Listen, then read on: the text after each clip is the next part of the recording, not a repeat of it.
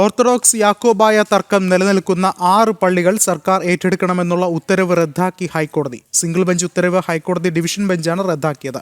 അതേസമയം പള്ളികൾ കൈമാറാത്തതിനെതിരായ ഓർത്തഡോക്സ് സഭയുടെ കോടതിയലക്ഷ്യ ഹർജികൾ നിലനിൽക്കുമെന്നും ഹൈക്കോടതി അറിയിച്ചു.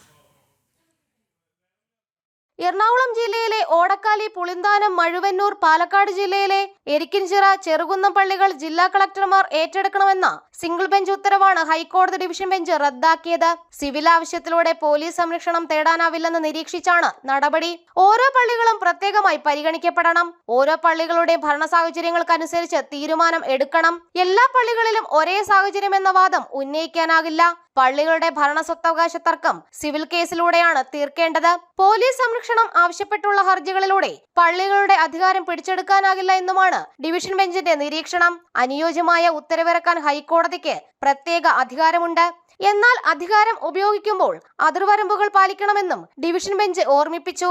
2017 സുപ്രീം കോടതി ഉത്തരവനുസരിച്ച് പള്ളികൾ ഓർത്തഡോക്സ് സഭയ്ക്ക് അവകാശപ്പെട്ടതാണ്.